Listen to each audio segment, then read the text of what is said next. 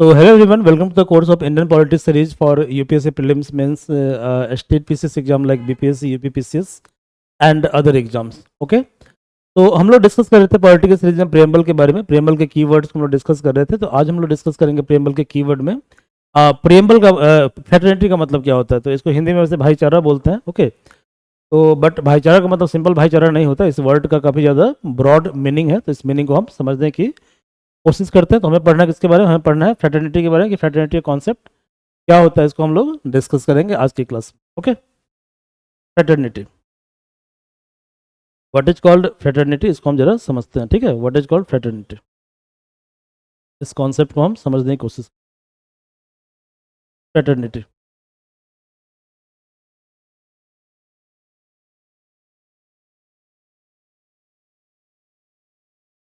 Common, इसका meaning होता है ब्रदरहुड, भाईचारा,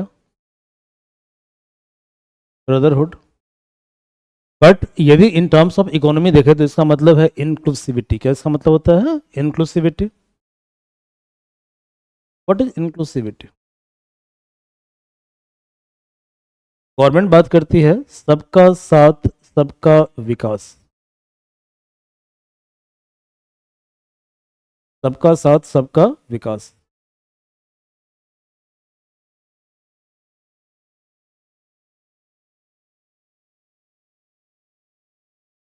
क्लियर है? तो सबका साथ का मतलब क्या हुआ कि सभी का सहयोग। ठीक है, मतलब we all are one community. और सबका विकास, सबका डेवलपमेंट होना चाहिए, दैट इज कॉल्ड इंक्लूसिविटी। तो ये इट इज ऑल्सो फ्रेटर्निटी। ठीक है, क्या क्या तो कैसे इसको हम समझेंगे, जरा समझिए जरा। ठीक है, देखिए जैसे मान लीजिए कि इंडिया के अंदर जो है there are 4 community, community A, community B, community C, community D. ये 4 कम्युनिटी है, A B C D, A B C D. Clear है? अब ए कौन है, बी कौन है, सी कौन है, डी कौन है बताएंगे नहीं। ठीक है, ये बताएंगे तो फिर कंट्रोवर्सी होगा। ठीक है, क्या होगा? कंट्रोवर्सी। तो ब्यूरोक्रेसी का मतलब ये भी है कि अपनी बातों को बड़ा दिमाग से बोलना है। ठीक है, ऐसे बोलना है कि आप बात कह भी दो, समझदार समझ भी जाए और कंट्रोवर्सी वाले को समझ भी रही है। ठीक है, चलिए। तो अब क्या है कि ये जो कम्युनिटी ए है, कम्युनिटी ए, क्लियर है, कम्युनिटी ए, ओके, इसको बहुत ज़्यादा प्रिविलेज माना जा रहा है। ओके, और ये क्या कर रहा है कि बी सी डी को अंडरमाइन कर रहा है। तो बेस्ट एग्जांपल है म्यांमार। हमारे कंट्री के अंदर भी ऐसा होता है, ऐसा नहीं कि हमारा कंट्री टच होता है। ठीक है, म्यांमार, म्यांमार में क्या है कि एक कम्युनिटी है, उसका नाम है रोहिंग्या मुस्लिम, है ना, रोहिंग्या मुस्लिम। अब इनको क्या किया जाता है, यहाँ का जो बुद्धिस्ट मॉन्क है उसके द्वारा इनको परेशान किया जाता है। ठीक है, क्लियर है? ऐसे ही आपका श्रीलंका है, तो श्रीलंका में जो श्रीलंका, यहाँ पर जो सिंघाले कम्युनिटी है, कौन सा कम्युनिटी है? सिंघाले। ये तमिल लोगों को परेशान करता है। किसको परेशान करता है? तमिल लोगों को परेशान करता है। सिंघाले लोग जो होते हैं तमिल लोगों को परेशान करते हैं। यानी कि every country has same kind of story. ठीक है, कि जो डोमिनेंट कम्युनिटी उसके द्वारा क्या किया जाता है कि जो अंडर डोमिनेंट कम्युनिटीज को एक्सप्लॉइट किया जाता है, उसको परेशान किया जाता है। ठीक है, बट यदि मान लो कि हर एक कम्युनिटी के अंदर ये समझदारी आ जाए, डेवलप हो जाए कि वी ऑल आर ब्रदर्स। ठीक है, यानी ए बी सी डी, ये चारों आपस में यूनाइट हो जाए। क्लियर है? जब झगड़ा नहीं करो तो क्या होगा? प्रोस्पेरिटी ज़्यादा आएगा ना जी, कि नहीं आएगा? आएगा ना, तो प्रोस्पेरिटी क्या होगा? ज़्यादा आएगा। क्लियर है? तो जब ये चारों कम्युनिटी कंबाइंड होगा तो इसका अल्टीमेटली फ़ायदा ये होगा कि इकोनॉमिक प्रोस्पेरिटी बहुत ज़्यादा होगी। क्यों होगा इकोनॉमिक प्रोस्पेरिटी? है कि हम लोग पीसफुल है। कहा हम लोग पीसफुल है, तो peace is required for prosperity. Okay, and peace is not possible without fraternity. Peace is not possible without fraternity. अब इसका एग्जाम्पल तुम देख लो। ठीक है, कि जो जो पीसफुल है वो इकोनॉमिकली बहुत ज़्यादा इंपावर्ड है। इंग्लैंड, इंग्लैंड एक छोटा सा कंट्री है, उसने पूरे वर्ल्ड पे राज किया। तो यदि आप इंग्लैंड के मैप को देखेंगे तो यूरोप जो है, यूरोप के ऊपर छोटा सा कंट्री है इंग्लैंड, छोटा कंट्री है। ठीक है, और ये कंट्री चारों तरफ घिरा हुआ है ओशन से। तो क्या कोई लैंड फ्रंटियर इसका है। लैंड फ्रंटियर का मतलब कोई बॉर्डरिंग कंट्री है जो इससे फाइट करेगा, नहीं फाइट करेगा, ठीक है। जब फाइट काफ़ी कम होगा तो ये कंट्री क्या होगा, मेंटली पीसफुल होगा, डेवलपमेंट बहुत ज़्यादा करेगा। जापान समुद्र के बीच में है तो इसका कोई फाइटर नहीं है, कोई एनमिटीज का नहीं है। ओके, जब एनमिटी नहीं है तो इसका मतलब क्या होगा, इसका मोर फोकस डेवलपमेंट के ऊपर होगा। क्लियर है। तो fraternity is essential for peace, peace is essential for growth, ठीक है, and growth is for development, ठीक है, डेवलपमेंट। तो हमारा जो कॉन्स्टिट्यूशन है उसका जो आर्टिकल नंबर 51A है, कौन सा आर्टिकल, 51A, कौन सा आर्टिकल भाई, 51A। ये सब ब्रीफ में हम डिस्कस करेंगे जब आगे वाले लेक्चर में, अपकमिंग लेक्चर में, क्योंकि प्रियम्बल जो है वो इंट्रोडक्शन पार्ट होता है। ओके, तो इंट्रोडक्शन पार्ट का मतलब ये होता है कि पूरे पॉलिटी के कोर्स का समरी है ये, ठीक है, क्लियर है। बट जब हम आगे कोर्स हमारा इवॉल्व होगा, फॉर एग्जाम्पल अभी मैंने आपको बताया आर्टिकल पिछले वाले लेक्चर में 14, 15, 16, 17, 18, क्लियर है, आर्टिकल 325, आर्टिकल 326, आर्टिकल 39। लेकिन बाद में हम क्या करेंगे, इवन जो आर्टिकल 14 है it will take at least 2 to 3 class. Okay, तो ऐसे जो आर्टिकल 51A है it will also take 3 to 4 classes. तो अभी आप मोटा मोटी ये समझिए कि आर्टिकल 51A जो है ये बात करता है फ्रेटर्निटी, फ्रेटर्निटी, क्लियर है। तो फ्रेटर्निटी का मतलब सिंपल मतलब ये होता है कि एक कंट्री के अंदर जो बहुत सारी कम्युनिटी है जब वो एक साथ मिलकर, ठीक है, एक साथ पीसफुल तरीके से रहती है और किसी के सेल्फ रिस्पेक्ट को क्या करती है, अंडरमाइन नहीं करती है, that is called fraternity. Okay, चलिए अब समझिए जरा नोट्स में क्या लिखा है। तो फ्रेटर्निटी का मतलब होता है सेंस ऑफ ब्रदरहुड, भाईचारा, सेंस ऑफ ब्रदरहुड, भाईचारा। It is promoted by single citizenship, मतलब हम सभी क्या है, एक नागरिक हैं, ठीक है। फॉर एग्जाम्पल श्रीलंका के अंदर जो है तमिलियन को सिंघाले मानते हैं कि सेकेंडरी सिटीजन है। नेपाल के अंदर जो तराई रीजन है, तराई रीजन मतलब नेपाल का जो निचली इलाका है, तो नेपाल के जो पहाड़ी लोग अपने को इन्फ्लुएंशियल मानते हैं, क्लियर है, और तराई वाले को मानते हैं सेकेंडरी सिटीजन। ओके, ऐसे श्रीलंका के अंदर सेकेंडरी सिटीजन माना जाता है। इंडिया के अंदर भी कुछ कम्युनिटी के माना नहीं जाता है, बट कहीं ना कहीं मिसट्रीटमेंट तो होता है, ठीक है, आ रहा समझ में। तो ये कहीं ना कहीं क्या करता है कि जो सेंस ऑफ फ्रेटर्निटी को कहीं ना कहीं चोट पहुंचाता है, जो कंट्री के ग्रोथ और डेवलपमेंट के लिए सही नहीं है, ठीक है। तो sense of single citizenship, we all are single, ठीक है, मतलब सॉरी हम सभी के पास सिंगल नागरिकता है। तो फंडामेंटल ड्यूटी का आर्टिकल, फंडामेंटल ड्यूटी जो कवर है आर्टिकल 51A के तहत, उसके अंदर एक ड्यूटी ये लिखा हुआ है कि it shall be duty of every citizen of India, ठीक है, मतलब भारत के हर एक नागरिक का ये ड्यूटी है। क्या ड्यूटी है कि हमें प्रमोट करना है हार्मनी। हार्मनी का मतलब क्या होता है, मिलजुल कर रहना, साथ में रहना, दैट इज कॉल्ड हार्मनी। तो we have to promote harmony. Okay, and spirit of common brotherhood, यानी कि क्या करना है कि भाईचारा की जो भावना है उसको प्रमोट करना है।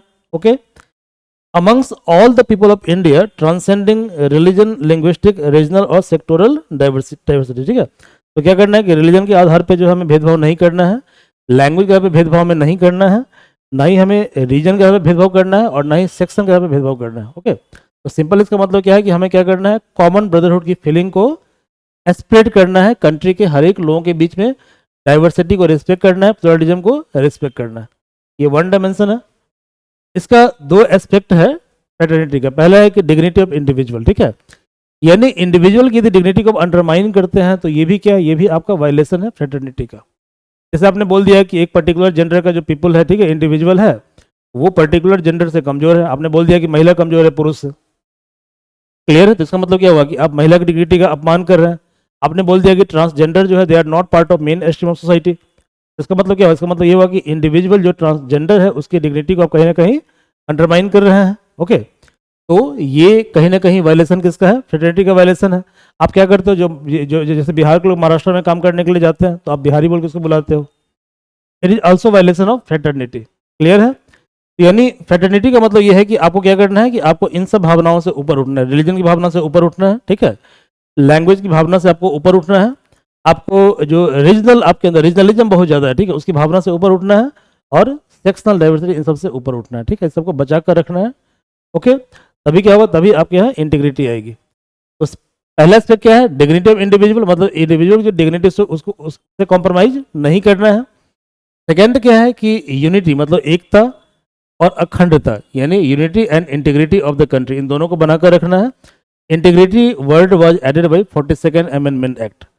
What is dignity of individual, इसका मतलब क्या होता है? तो के मुंशी जो कि मेंबर है ड्राफ्टिंग कमेटी के, ओके, ये कहते हैं कि डिग्निटी का मतलब दो चीजें होता है। पहला है मेटेरियल बेटरमेंट, यानी आपके पास संसाधन होना चाहिए। क्लियर है? जैसे मान लीजिए आजकल एक ट्रेंड चल गया ना, कोई गरीब आदमी, तो आप क्या करते हो, गरीब आदमी उसको ऐसे कंबल जो है, ठीक है, नहीं करते, कंबल दिखाकर फोटोशॉप हम लोग करते रहते हैं। ओके, अमर्त्य सेन कहते हैं, अमर्त्य सेन बहुत बड़े थिंकर हैं, ठीक है, इकोनॉमिस्ट हैं। वो कहते हैं कि यदि आप गरीब का हेल्प कर रहे हैं बाय कॉम्प्रोमाइजिंग हिज और हर डिग्निटी, क्लियर है, तो इसका मतलब क्या हुआ? इसका मतलब ये हुआ कि it is a kind of humiliation. ये क्या है? ह्यूमिलिएशन है, ठीक है। तो गरीब गरीब क्यों है? गरीब गरीब इसलिए क्योंकि कंट्री का जो रिसोर्स है उसका डिस्ट्रीब्यूशन सही तरीके से नहीं किया गया। क्लियर है? तो यदि कंट्री के रिसोर्स का डिस्ट्रीब्यूशन सही तरीके से किया जाता तो आज वो इस कंडीशन में होते कि उनका मटेरियल बेटरमेंट होता। ओके, बट मटेरियल बेटरमेंट का इसलिए नहीं है, उनका इसलिए नहीं है क्योंकि कहीं ना कहीं सरकार की पॉलिसी क्या रिस्पॉन्सिबल उसके लिए है, ठीक है। इवन जो सोसाइटी है, सोसाइटी भी रिस्पॉन्सिबल है। क्लियर है? बिकॉज गवर्नमेंट एलोन, ठीक है, गवर्नमेंट, इवन इवन जो सोसाइटी है they are also part of government. Clear है?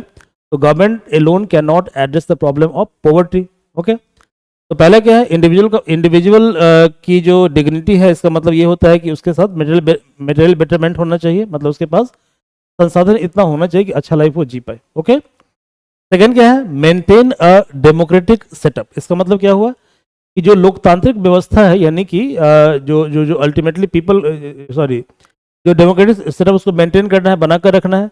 यानी क्या करना है? पावर को ज़्यादा डिसेंट्रलाइज करना है, लोगों को ज़्यादा पावर प्रोवाइड करना है, लोगों को बोलने की आज़ादी देनी है, ठीक है। That is called maintain a democratic setup. And personality of every individual is sacred. इसका मतलब क्या हुआ?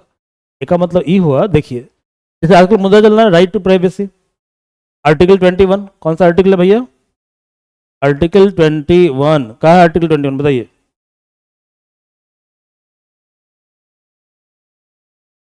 आर्टिकल 21 की प्राइवेसी, जो प्राइवेसी एक फंडामेंटल राइट है। ओके, बट क्या आपको लगता है कि डिजिटल एज के अंदर प्राइवेसी कॉम्प्रोमाइज नहीं है? कॉम्प्रोमाइज है ना भाई, कि नहीं कॉम्प्रोमाइज है, ठीक है। तो personality of every individual is sacred, मतलब हर इंडिविजुअल का पर्सनैलिटी क्या होता है? सेक्रेट होता है, ठीक है। तो यानी उसे प्रोटेक्ट करना है, ठीक है। क्या करना है? प्रोटेक्ट करना है, पर्सनैलिटी को इवॉल्व होने का मौका देना है ना। अभी एक बड़ी सी प्यारी सी मूवी आई थी, मैं मूवी का नाम भूल गया हूँ, आमिर खान साहब की मूवी थी। ओके, उस मूवी के अंदर क्या होता है कि एक विकलांगों का टीम रहता है जिसे ट्रेंड करना होता है फिजिकली, आप क्या बोल सकते हो, फिजिकली डिसेबल्ड भी नहीं है, मतलब कि उनका माइंड थोड़ा स्लो चलता है। ओके, और उसके ट्रेनर होते हैं आमिर खान। तो जब वो टीम सेकंड पोजीशन पे आती है तो Aamir Khan was highly depress कि हमारी टीम हार गई। बट उनका टीम जो है, टीम बोलता है कि हम हारे नहीं है, we are at second position. Okay, इसका मतलब क्या है? इसका मतलब ये हुआ कि आप उसकी पर्सनैलिटी का रिस्पेक्ट कर रहे हो। Personality of individual is sacred. ये तीन एस्पेक्ट होता है according to K M Munshi, according to K M Munshi. Okay, dignity of individual it is fundamental duty under article 51A। तो हमें क्या करना है? हमें डिग्निटी किसका इंटैक्ट करना है? विमेन का। तो protect the dignity of women, renounce practice derogatory to women, मतलब कोई भी प्रैक्टिस, कोई भी ऐसा कस्टम जो विमेन का क्या करता है? विमेन के स्वाभिमान को चोट पहुंचाता है, ओके, या विमेन की डिग्निटी के साथ कॉम्प्रोमाइज करता है, उस प्रैक्टिस क्या करना है? हमें तत्काल एबॉलिश कर देना। फॉर एग्जाम्पल सबरीमाला इशू हुआ था। ओके, तो यहाँ पे क्या है कि एक खास समय महिला है जो है पर्टिकुलर टेम्पल में नहीं जा सकती है। ओके, तो कहीं ना कहीं ये उनके डिग्निटी का वायलेशन है। आजकल क्या होता है कि जो जितने भी फैशन प्रोडक्ट होते हैं उसमें महिलाओं को जिस तरह से दिखाया जाता है वो कहीं ना कहीं, मतलब कहीं ना कहीं महिलाओं की डिग्निटी का अपमान है वो। It is also violation of fraternity. Okay, इसके अलावा every individual should protect sovereignty, unity, integrity end of India. Okay, India. अब जो कंट्री का जो यूनिटी और डाइवर्सिटी है, इसमें दोनों एस्पेक्ट है। पहला साइकोलॉजिकल, हम इंडियन है, ठीक है, हम यूनाइट हैं। और सेकंड है टेरिटोरियल। तो आर्टिकल 1, मतलब संविधान का जो पहला आर्टिकल है वो कहता है कि state have no right to secede from union, reflect an indestructible nature of Indian union. अब इसको कॉन्सेप्ट को समझिए जरा, कॉन्सेप्ट क्या है, ठीक है। कॉन्सेप्ट क्या है? कॉन्सेप्ट यहाँ पे है कि आर्टिकल 1 ये कहता है कि जैसे आपने पढ़ा था यूनियन और फेडरेशन के बारे में, हमने पढ़ा था कि सरकार दो तरह की होती है, एक होता है यूनियन सेटअप और एक होता है फेडरल सेटअप। फेडरल सेटअप, तो यूनियन सेटअप में क्या होता है कि जो छोटे छोटे पर्टिकुलर यूनिट है ये आपस में मिलकर और एक बड़ा सा देश बना लेते हैं, ठीक है। बट यूनियन सेटअप में क्या होता है कि यदि आप एक बार इस पॉलिटिकल सेटअप के पार्ट बन गए तो आपको यहाँ से अलग होने का अधिकार नहीं है, ठीक है, क्लियर है।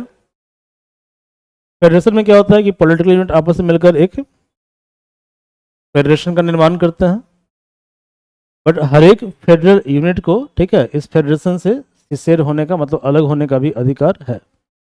अब जो इंडियन फेडरेशन है उसमें दुविधा क्या है कि you can became part of federation, आप फेडरेशन के पार्ट तो बन सकते हैं लेकिन आप यहाँ से अलग नहीं हो सकते। ऐसा क्यों किया गया है? ऐसा करने का रीजन ये है, यदि मान लो हर एक रीजनल एरिया अपने आप को अलग कंट्री डिक्लेयर करना स्टार्ट कर देगा, फॉर एग्जांपल अभी रिसेंटली खालिस्तान का इशू चल रहा था,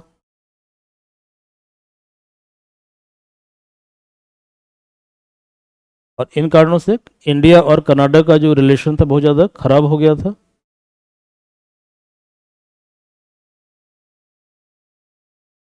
तो यदि एवरी इंडिविजुअल जो है, एवरी इंडिविजुअल रीजन अपने आप को आइसोलेट करने की कोशिश करेगा तो कंट्री क्या होगा, कंट्री डिवाइड हो जाएगा, ठीक है। तो ये कहीं ना कहीं वायलेशन है फ्रेटरनिटी का, ठीक है, it is also violation of fraternity. Okay, तो कहने का मतलब ये हुआ कि आर्टिकल 1 कहता है कि state have no right to secede from union, और ये रिफ्लेक्ट करता है कि इंडिया जो है, इंडियन यूनियन क्या है, इनडिस्ट्रक्टेबल है, इसको आप तोड़ नहीं सकते हैं, ठीक है। बट कुछ चीज़ें हैं जो कहीं ना कहीं थ्रेट पहुंचाता है हमारे यूनिटी और इंटीग्रिटी की भावना को, जैसे कम्युनलिज्म, धर्म के नाम पर क्या करना, मारपीट करना, दंगा फसाद करना। रीजनलिज्म, जैसे कि बिहार वर्सेज महाराष्ट्र, ठीक है, north versus south, south versus north, okay, ये रीजनलिज्म है। कास्टिज्म, लिंग्विज्म, लैंग्वेज के आधार पर भेदभाव होना। नेशनलिज्म, अलगाववाद की भावना, ओके, तो ये सब क्या करता है, कहीं ना कहीं ये थ्रेट है यूनिटी एंड इंटीग्रिटी फैक्टर के ऊपर। ओके,